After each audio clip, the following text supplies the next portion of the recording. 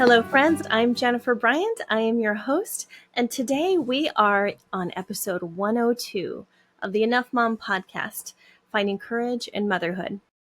In the first episode, in the introductory return episode, I mentioned that here at Enough Mom, I'm going to be focusing on messages for mothers that encourage you to have courage to be confident in your calling.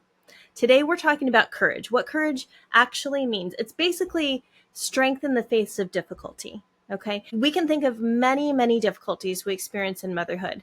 Yes, we're going to talk about all the good stuff, but let's be real about the stuff that is difficult. We struggle. We struggle to know that we are enough as a mom, whether we're doing this thing correctly. And I'm doing air quotes right now if you're watching on our YouTube channel. It's not easy. But, of course, Jen, what else is new? It's not easy. So give me something I can grab onto. Well, first, I want to take you to a place where you can relax and just breathe. Okay. If you don't already know, I happen to live in Hawaii. Okay. Before you get jealous, don't, because, we have struggles over here too. But I want to take you to a calm beach just for the sake of going. So if you came over to my house and you said, Jen, I really need to just get away and breathe and relax today, I'd go, okay, let's jump in my car. We'll drive down to the beach. Let's walk down, put our blankets down, and hopefully if it's not too windy, we can just sit there. And first, what I want you to do is take in a deep breath and breathe out. Breathe in, breathe out. There's something so necessary about practicing slowing down our brains by actually breathing, learning how to breathe. We'll go over some of that in episodes to come as well. So we're just going to start out here by practicing our breaths. Pretend that you're on that white sand beach, that you're watching the waves roll in, and you're letting it calm you. Let's start this getaway by actually getting away in our brains, shall we? Okay. Now that you're at this place of relative calm, imagine the kids are not around you, no one's bothering you, no one's asking you for anything. We need to give ourselves space to think about our next right moves, because having strength in the face of difficult situations requires that we return to who we know we are, what we know we already have, the tools that we have to fight the hardest battles. And even though a lot of these battles are not by our own choosing, we still get to choose how we respond to them. And that's a lot of the strength that you're going to bring to your situations, Mama. It's true. It's true. Okay, so now that we're on the beach relaxing, I want to tell you a story. I have not always allowed the ocean to calm me. Okay, I moved to Hawaii because my husband is from Hawaii. He's born and raised here. I'm a California girl, but I didn't grow up by the beach in California. No. I grew up inland. Inland, like desert. Inland Empire. Shout out to Colton, California. Woo woo. I grew up there. And I didn't get to the beach that often. Well, one summer, my family decided to vacation at one of the California coasts. I forget which beach it was, but there weren't a lot of people there. It wasn't like Huntington or Newport. It was somewhere off somewhere else. And I could not have been older than 6 or 7 years. No, probably more like 7 or 8. And I was learning to use the boogie board. And I got brave enough because my dad would show me, look, you don't need to be afraid of the water. You don't need to be afraid of it. Just get on your board and let the wave take you. So after a while of doing this, I got confident and I was able to ride it on my own. But before I knew it, the waves, the larger waves, the further I paddled out, they took me.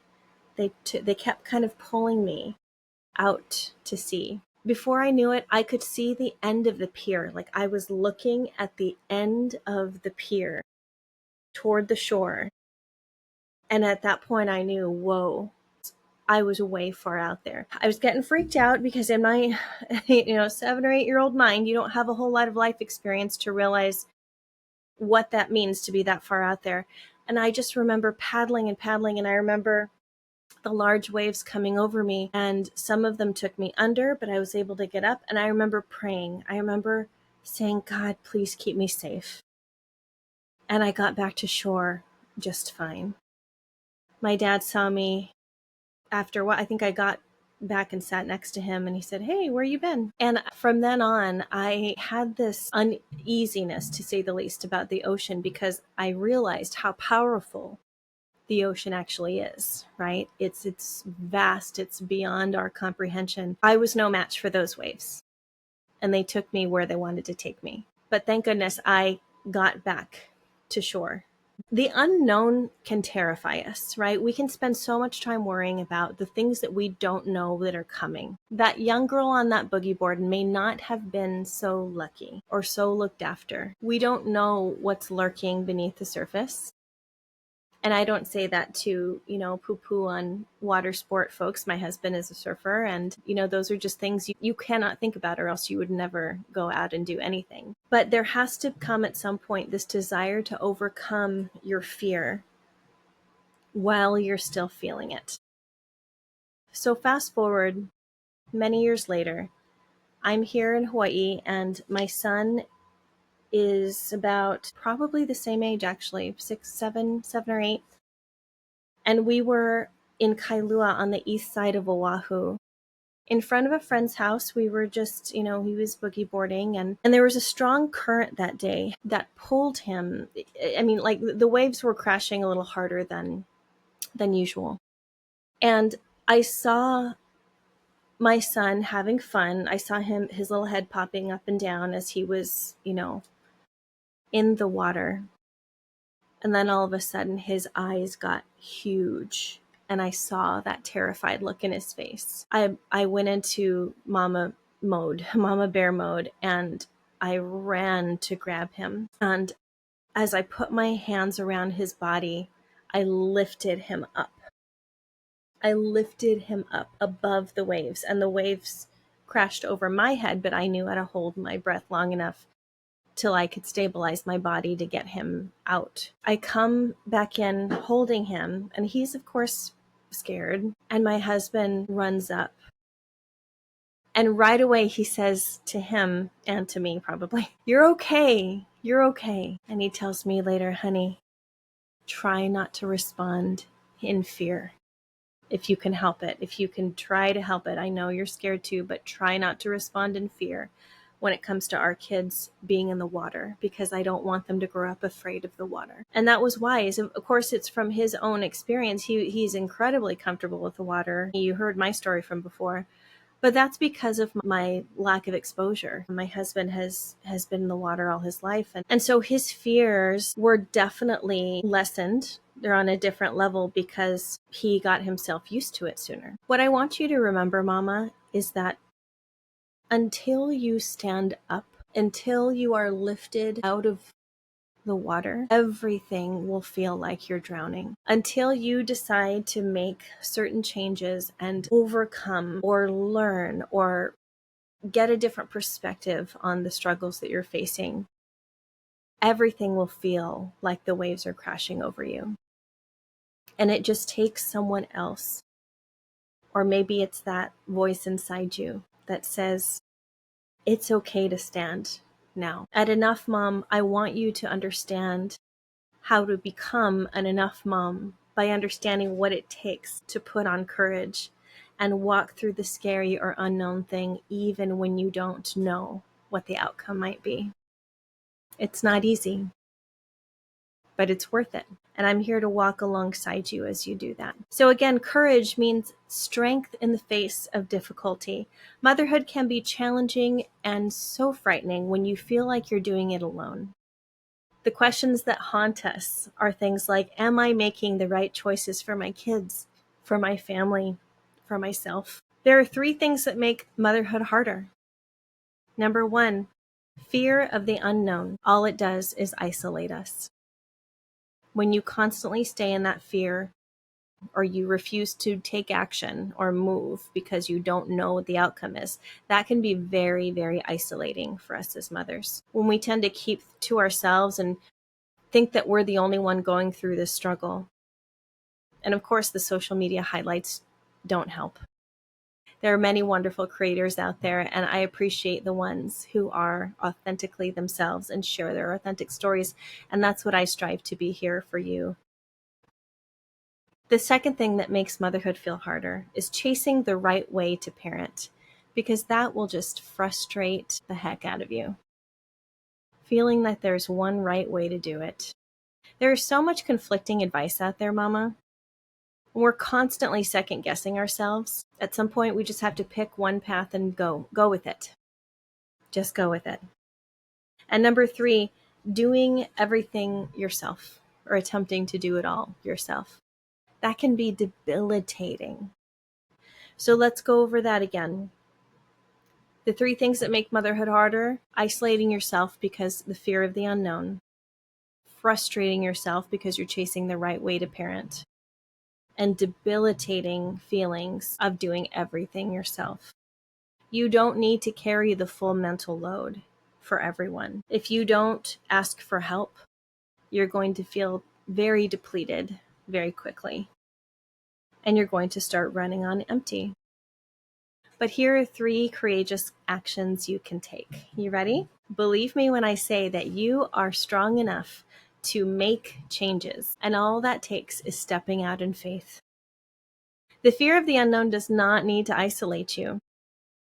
Whether you're struggling with things like postpartum depression, identity shifts from being a working mom to now being a stay-at-home mom, and ask me how I know, by the way, because I've done all of that.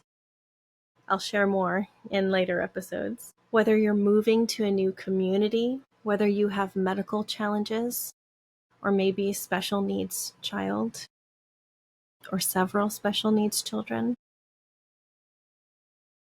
We're tempted to think that we'll never have enough resources, time, energy. We are tempted to think we'll never do enough. And we're tempted to think we'll never be enough for the people in our lives. But the answer isn't I am enough. It's recognizing what you have and what you need for today. You have enough for the journey that you're on. You have enough for your efforts. Even small efforts make such a difference.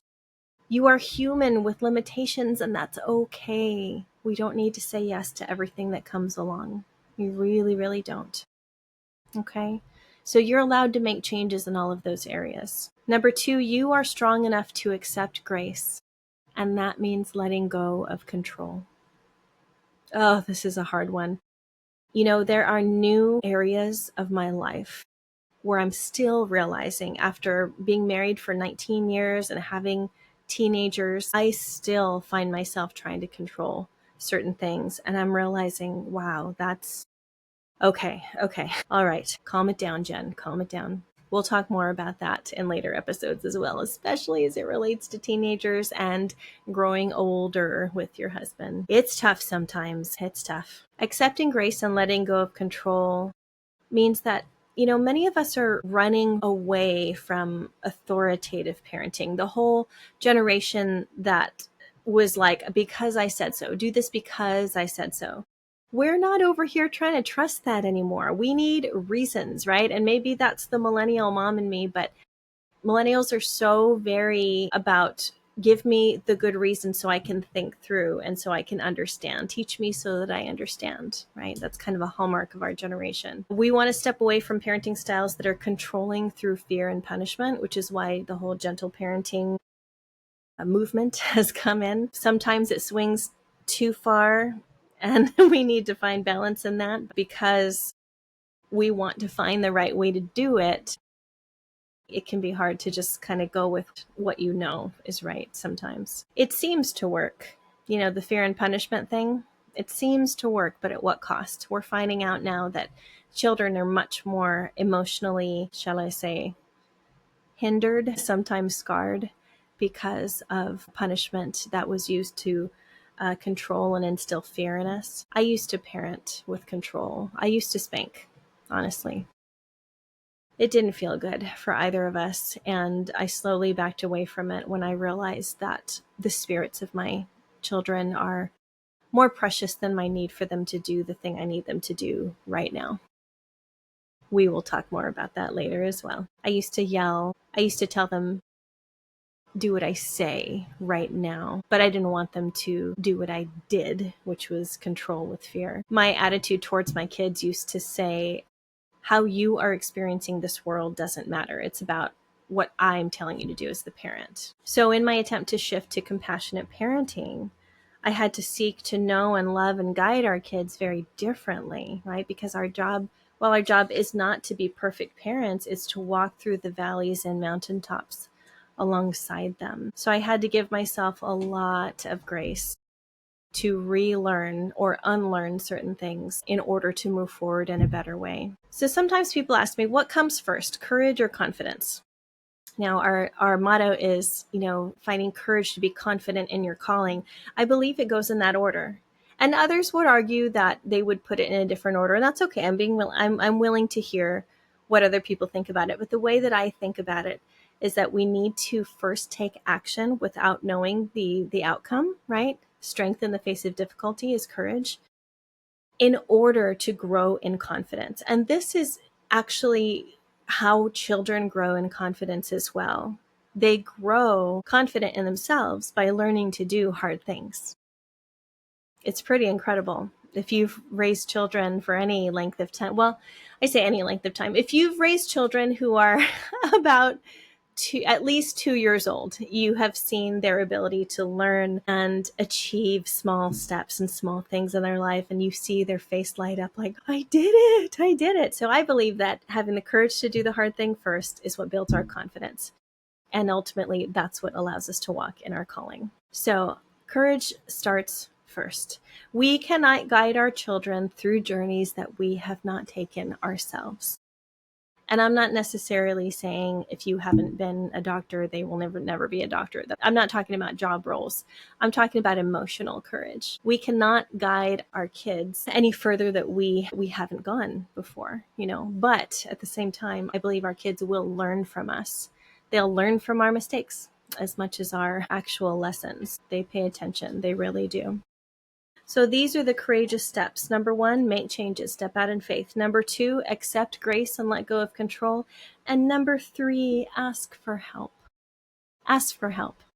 You're probably listening to this podcast today, or you found me somewhere in the internet world because you wanted to know more about parenting, or because you wanted to understand a different approach to it, or maybe you're just tired and you need to feel like, gosh, am I really doing this thing right? And I'm here for you, Mama. I'm here to walk alongside you. So again, ask for help. Stop doing it alone. Can two things that are opposite be true at the same time? The phrase can't do this has 2 meanings. Consider this. I can't do this. You can say it in defeat and give up before you start. Or you can say, I can't do this, and admit that you need support. I can't do this anymore. I can't continue doing it in this way. I can't continue to do the same things and not make changes and expect a different outcome. There comes a point when we have to surrender our pride, our will, our idealistic standard based on self-sufficiency. My daughter and I talk about this often because she's a self-admitted lean on herself kind of girl. And she's like, I can't, if I stop or if I don't, I feel like it makes me weak. And I go, honey, that is so strong to even admit that out loud, right? To be able to say, I'm self-aware enough that I know if I stop or if I don't do it this way, then I'm weaker. And that's it. It's not necessarily what that means, but it's a learning opportunity to go, why haven't I been able to ask for help? Do you feel like that?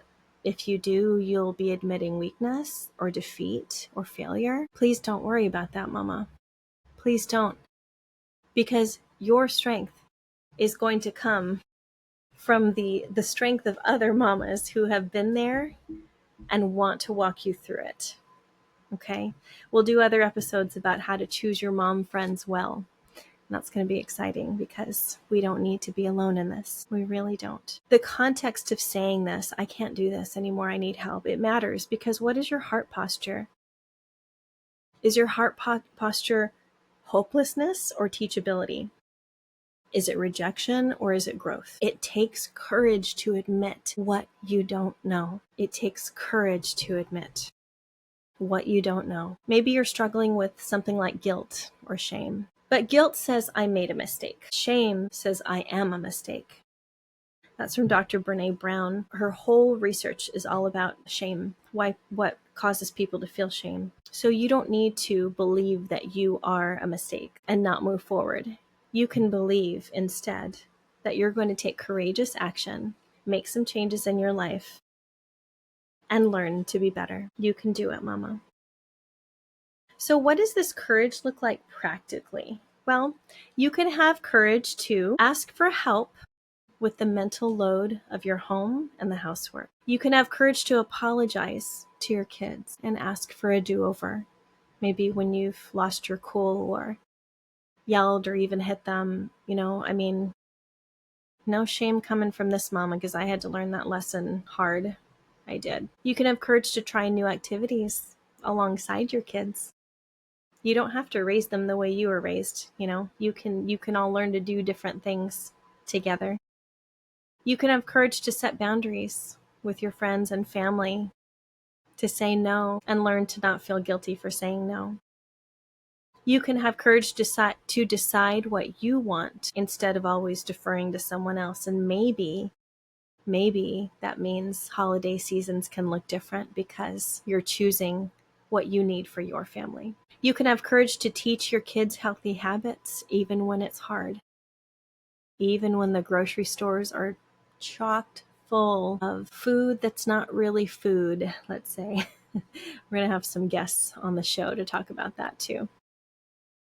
You can have courage to watch your kids struggle without immediately intervening. I'm doing a whole lot of that right now. My kids are 15 and 16, and I got to trust their choices. I do.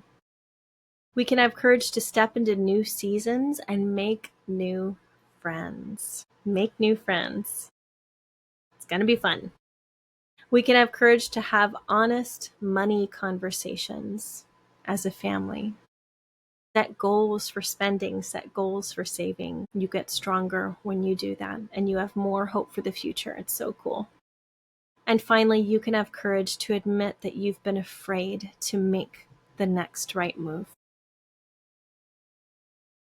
Mama, since we've been sitting together on this beach, watching the waves roll over our feet as we're talking about our experiences and thinking about all the things that have held us back, all the things that keep us from being the courageous woman that we are, right? You are strong enough to make the next right move for your life. And whatever that courage looks like, just know that many women have been there before you. You can do it. You can make good choices. You can trust yourself, but it might take time. And you might want to bring in some good friends into this conversation. Hear it enough, Mom. I want you to practice building up your courage and your confidence so that you can walk boldly in your calling. You can do it. Remember, never turn your back on the ocean, as my surfer husband tells me. You need to face the waves that are coming because the ocean is powerful.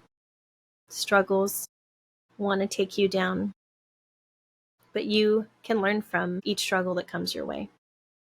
But when you're tossed by the waves, stand up. Stand up if you can.